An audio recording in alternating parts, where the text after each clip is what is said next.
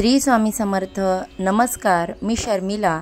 माझ्या यूट्यूब चॅनलमध्ये माझ्या सगळ्या गोड यूट्यूब फॅमिलीचं आणि स्वामी भक्तांचं अगदी मनापासून स्वागत करते। आजचा दिवस तुम्हाला सुखाचा, आनंदाचा आणि स्वामीमय जाओ। तुमच्या मनातील सगळ्या चांगल्या इच्छा पूर्ण हो, हीच महाराजांच्या चरणी प्रार्थना करते आणि आपल्या याच्या नवीन व्हिडिओला सुरुवात करते। बघा, उद्या आलेला आहे गुरुपुष्यामृत योग आणि अमावस्या। अतिशय दुर्मिळ असा आणि खूप असा पवित्र योग आपल्याला मिळालेला आहे। त्यामुळे आपल्याला या शुभ दिवशी न चुकता, न कंटाळा करता काहीतरी शुभ गोष्टी आपल्या हातून होऊन द्यायच्या आहेत, जेणेकरून आपल्या आयुष्यामध्ये सुख येईल, अडचणी येणार नाही, दुःख येणार नाहीत। प्रत्येकाला हेच वाटत असतं की माझ्या आयुष्यामध्ये अडीअडचणी येऊ नये, दुःख येऊ नये, माझं आयुष्य आनंदाने भरभरून जावं। पण मग अशा शुभ दिवशी आपण काही गोष्टी करण्याचा कंटाळा करतो। तर बघा, अशा या शुभ गोष्टी जर आपण केल्या तर बघा, हा दुर्मिळ योग म्हणजेच गुरुपुष्यामृत योग सुद्धा आहे आणि याच दिवशी दीप अमावस्या सुद्धा आहे। दीप अमावस्या खूप महत्त्वाची आणि मोठी आहे, कारण आषाढातला हा शेवटचा दिवस असतो आणि दुसऱ्या दिवसापासून श्रावण महिन्याची सुरुवात होत असते आणि त्यामुळे दीप अमावस्या हा दिवस महत्त्वाचा असल्यामुळे आणि त्यातल्या त्यात गुरुपुष्यामृत असल्यामुळे तुम्हाला मी जे काही उपाय सांगणार आहेत, एक वस्तू जी आहे ती आपल्या घरातील मुलांवरून, लोकांवरून ओवाळून छतावर ठेवायची आहे किंवा मग घराच्या बाहेर खिडकीमध्ये ठेवायची आहे। आणि दुसरी गोष्ट म्हणजे आपल्याला गुरुपुष्यामृतच्या दिवशी काय सेवा करायच्या आहेत, कोणते सोपे उपाय करायचे आहेत, तर याबद्दल सगळी माहिती मी तुम्हाला आजच्या व्हिडिओमध्ये देणार आहे। म्हणजेच बघा, उद्या गुरुवारी 24 जुलैला आहे दीप अमावस्या, आषाढी अमावस्या आणि या दिवशी सगळ्यात पहिलं म्हणजे तुम्हाला मी सांगते की घर छान स्वच्छ करायचं आहे, जाळे जळमाटी घरातून बाहेर काढायचे आहे, मुख्य दरवाजा स्वच्छ करायचा आहे, उंबरठा जो आहे आपला तो छान हळदीने लेपन करायचा आहे आणि बघा, चुकूनही कुठे जाळी जळमट राहता कामा नये। आणि बघा, खरंच हा दिवस जो आहे ना, तो आपल्या घरातील वाईट गोष्टी, इडापिडा, नकारात्मकता काढून टाकण्यासाठी खूप महत्त्वाचा असतो। बऱ्याचदा खूप लोकांना वाटतं की अमावस्या म्हणजे खूप काहीतरी वाईट दिवस।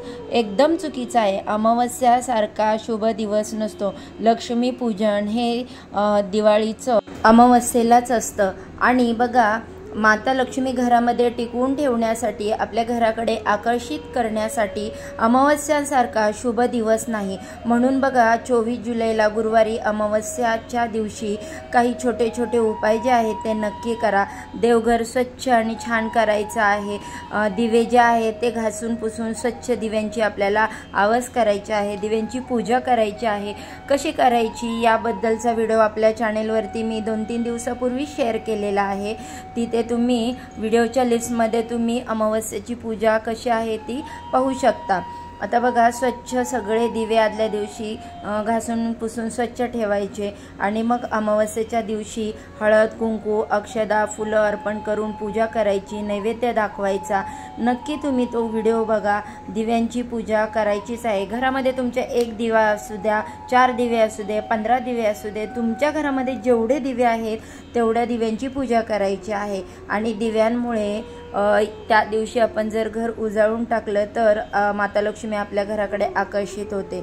जमल्यास तुम्हाला जर आंब्यांच्या पानांचं तोरण आणि झेंडूच्या फुलांचं तोरण जे आहे ते तुम्ही लावू शकता किंवा मग तुम्हाला आंब्याचा डहाळा जो असेल तो तुमच्या मेन दरवाजाला अडकवायचा आहे।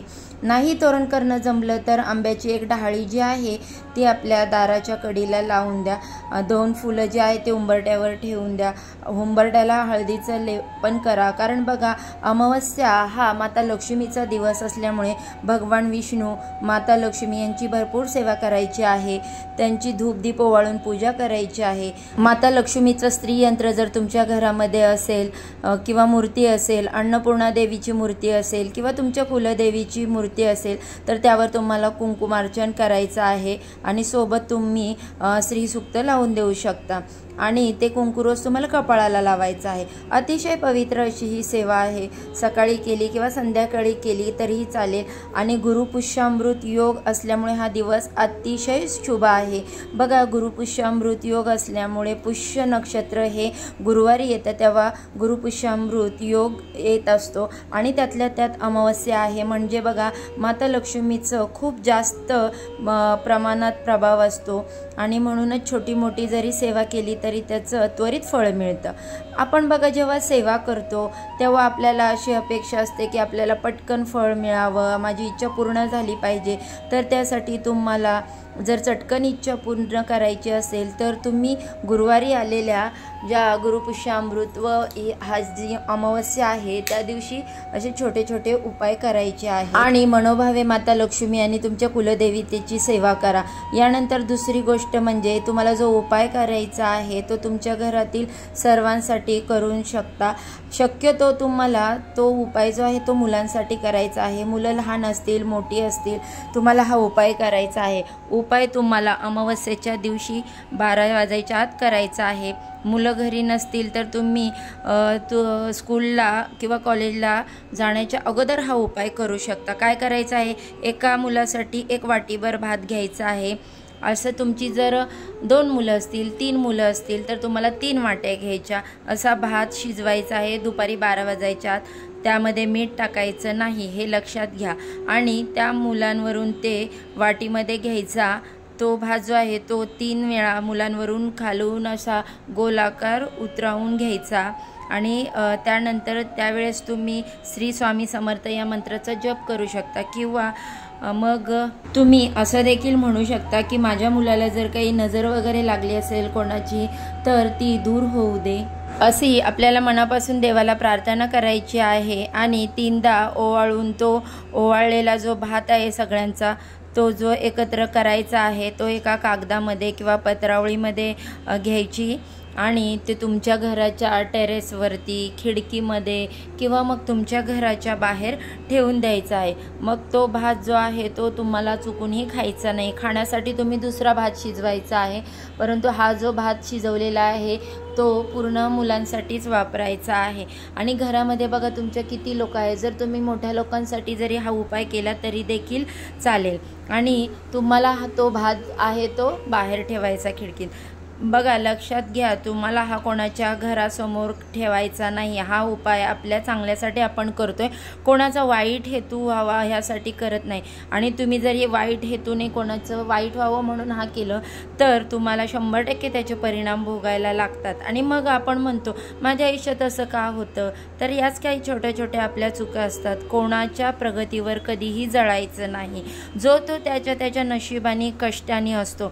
तर त्यामुळे तुम्ही फक्त सेवा करा, कष्ट करा, तुम्हाला 100% त्याचं फळ मिळेल। कष्ट आपल्या हातामध्ये असतं, नशिबाची साथ आपल्याला बरोबर मिळते। म्हणून बघा अशा प्रकारे तुम्हाला हा भात शिजवून टाकायचा आहे। मुलांना त्यांच्यावरती काही वाईट गोष्टींचा नकारात्मक गोष्टींचा परिणाम असेल तर तो निघून जाईल आणि त्यांच्या आयुष्यामध्ये भरपूर अशी प्रगती होईल। त्यांची जी काही अडीअडचणी असतील इडापिडा असतील तर त्या निघून जातील आणि त्याचा परिणाम त्यांच्यावर होणार नाही। हा उपाय तुम्ही दर अमावस्येला करू शकता, तर हा उपाय नक्की करा। दुसरी महत्त्वाची गोष्ट म्हणजे गुरुपुष्यामृत योग आहे आणि अमावस्या आहे, त्यामुळे या दुर्मिळ आपल्याला जो योग आहे किंवा संधी आलेली आहे त्याचा फायदा घ्यायचा आहे। गुरुपुष्यामृत केव्हा येतं की जेव्हा गुरुवारी पुष्य नक्षत्र येतं तेव्हाच हा योग तयार होतो। पुष्य नक्षत्राला 27 नक्षत्रांचा राजा म्हटलं जातं। अतिशय शुभ दिवस हा मानला जातो। या दिवशी कोणत्याही शुभ कार्याची तुम्ही सुरुवात करू शकता, वेळ वगैरे पाहायची गरज नाही। गुरुपुष्यामृत योगावरती तुम्ही बरेचशा लोक जे असतात जमीन मालमत्ता दागिने वाहन वगैरे काय ते घरातील छोटी मोठी गोष्टी खरेदी करू शकतात आणि करतच असतात। आणि बघा या गुरुपुष्यामृत योगाच्या दिवशी तुम्ही कोणत्या गोष्टी खरेदी करायच्या आहेत त्या करू शकतात। बरेचसे लोक सोनं खरेदी करतात आणि या दिवशी जे आपण खरेदी करतो ना त्याचा लाभ आपल्याला होतो, त्याच्यामध्ये वाढ होत जाते, ते कमी होत नाही किंवा त्याची विकायची वेळ आपल्यावर येत नाही। त्यामुळे गुरुपुष्यामृतच्या दिवशी छोटी मोठी सोन्याची गोष्ट तुम्ही घेऊ शकता। यानंतर तुम्हाला गुरुपुष्यामृतच्या दिवशी गाईला गूळ खाऊ घालायचा आहे। नोकरी, व्यवसाय, बिझनेस, करिअर कुठल्याही समस्या असतील तर त्या दूर होतील, संपत्तीत वाढ होईल आणि गाय असेल तुमच्या जवळपास तर तिला गूळ खाऊ घाला। त्यानंतर बघा, कारण बघा गाईची सेवा केल्यामुळे किंवा पूजा केल्यामुळे आपल्याला 33 कोटी देवांची पूजा केल्याचं पुण्य मिळतं, म्हणून गाईची पूजा झालीच पाहिजे। गोशाळा शहरामध्ये असतात, तिथे तुम्ही जाऊन करू शकता। गायींची पूजा केल्यामुळे आपल्या संसारातल्या अडीअडचणी कमी होतात आणि आपली प्रगती होते। यानंतर गुरुपुष्यामृतच्या दिवशी तुम्हाला सकाळीच हळद आणि कुंकवानी आपल्या मुख्य दरवाजावरती स्वस्तिक चिन्ह काढायचं आहे। स्वस्तिक चिन्ह हे अतिशय शुभ मानलं जातं आणि त्यानंतर दक्षिणावर्ती शंखाची तुम्हाला पूजा करायची आहे। दक्षिणावर्ती शंखाची तुम्हाला गुरुपुष्यामृत आणि जो ही अमावस्या आहे या दिवशी पूजा केल्यामुळे भगवान विष्णू, माता लक्ष्मी यांचा भरभरून आशीर्वाद मिळतो। कुठे काही पैसे अडकलेले असतील, कर्ज झालेलं असेल तर त्यातून बाहेर पडण्यासाठी मार्ग मिळत असतो। त्यामुळे तुम्ही या नक्की गोष्टी करा। आणि गुरुपुष्यामृत आहे आणि अमावस्या देखील आहे, त्यामुळे माता लक्ष्मीला छान असं लाल गुलाबाचं फूल अर्पण करायचं आहे। गुलाबाचं फूल कुठेही मिळतं, जिथे फूल मार्केटमध्ये तुम्हाला कुठेही मिळून जाईल। माता लक्ष्मीला कुंकुमार्चन करा, अभिषेक करा। त्यानंतर माता लक्ष्मीला तिच्या आवडीच्या ज्या गोष्टी आहेत, म्हणजेच कमळगट्ट्याची माळ, नंतर कमळाचं फूल नाही मिळत त्यामुळे आपण ती माळ अर्पण करू शकतो। त्याच्यानंतर मग लाल गुलाबाचं फूल माता लक्ष्मीला अर्पण करा। माता लक्ष्मी कधीही घर सोडून तुमची जाणार नाही। तर शुभ दिवशी जर अशी आपण सेवा केली तर तुमच्या घरामध्ये स्त्रीयंत्र जर असेल तर छान पुसायचं आहे, स्वच्छ धुवायचं आहे आणि त्यावरती कुंकुमार्चन करायचं। श्री सुक्ताचा पाठ लावून तुम्ही कुंकुमार्चन करू शकता आणि ते कुंकू तुम्हाला कपाळी लावायचं आहे। कुठल्याही वाईट गोष्टींचा आपल्यावर प्रभाव होत नाही। दररोज तुम्ही जेव्हा देवपूजा करता तेव्हा सकाळी स्त्रीयंत्रावरती केलेलं कुंकुमार्चन आहे त्याचं कुंकू लावायचं। तुमची मुलं स्कूलला जातात त्यावेळेस देखील तुमच्या मुलांच्या कपाळाला ते कुंकू लावायचं आहे। स्त्रीयंत्राची सेवा केल्यामुळे तुमच्या घरामध्ये सुखाची, संपत्तीची कधीही कमी पडत नाही। आणि बघा, पैसा म्हणजे सर्वस्व नसतं, सगळं सुख नसतं। घरामध्ये आजारपण येऊ नये यासाठी देखील तितक्याच गोष्टी महत्त्वाच्या आहेत। आणि एका साईडला पैसा कमवायचा बघा आणि दुसऱ्या साईडला काही शांती नसेल आणि सारखं आजारपण असेल तर त्या कमवण्याला काही अर्थ नसेल। आपलं आरोग्य चांगलं राहणं हे देखील तितकंच महत्त्वाचं आहे। आणि तर बघा, सर्वांना मी अगदी विनंती करते हात जोडून की गुरुपुष्यामृत योग आहे, अमावस्या आहे, त्यामुळे माता लक्ष्मी आणि माता लक्ष्मीची जमेल तेवढी तुमच्याकडून पूजा झालीच पाहिजे किंवा सेवा झालीच पाहिजे। माता लक्ष्मीला खीर अर्पण करा, खिरीचं नैवेद्य अर्पण करा। त्यानंतर महालक्ष्मी अष्टक म्हणा, कनकधारा स्तोत्र जे आहे ते म्हणा, त्यानंतर जे काही श्री सुक्त आहे ते म्हणा। तुम्हाला जर बोलायला नाही जमलं, पठण करायला नाही जमलं तर तुम्ही दिवसभर यूट्यूबवरती लावा आणि कुलदेवीची तुम्ही ओटी नक्की भरा। दीप अमावस्या आहे, घरच्या घरी तुम्ही ओटी भरू शकता किंवा जवळपास जाऊन देवीचं मंदिर असेल तर तिथे जाऊन ओटी भरा। आणि गुरुपुष्यामृत योग असल्यामुळे 12 वातींचा उपाय जो आहे तो आपल्या सर्वांना माहिती आहे तो करा। आणि सगळ्यात महत्त्वाचं म्हणजे या दिवशी दान करा, गरजूंना दान नक्की करा। तुम्हाला सेवा करायला नाही जमलं तरी चालेल पण दान करा। दान केल्यामुळे पितर प्रसन्न होतात आणि देवी देवतांचा आपल्याला आशीर्वाद मिळतो।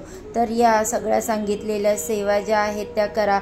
चुकीच्या काही गोष्टी करू नका, कोणाचा अपमान करू नका, कोणाला शिवीगाळ करू नका, घरात भांडणं करू नका, ह्या गोष्टीचा मांसाहार तर चुकूनही करू नका। बघा, बरीचशी लोक दीप अमावस्येला गटारी अमावस्या समजून त्या दिवशी मांसाहार करतात, मद्य पितात, तर ते हे अगदी चुकीचं आहे। तर ह्या गोष्टी अजिबात करू नका। चला तर मग या व्हिडिओमध्ये मी जी तुम्हाला माहिती सांगितली, ज्या सेवा सांगितल्या त्या आवडल्या असतील तर व्हिडिओला लाईक करा, चॅनेलला सबस्क्राईब करा आणि असेच छान नवीन व्हिडिओज पाहण्यासाठी बेल आयकॉनला देखील प्रेस करा। चला तर आजच्या व्हिडिओचा इथेच एंड करते। उद्या अशाच छानशा माहितीसोबत पुन्हा भेटू। सर्वांना श्री श्री स्वामी समर्थ. ओम महालक्ष्मी देवेन नमः.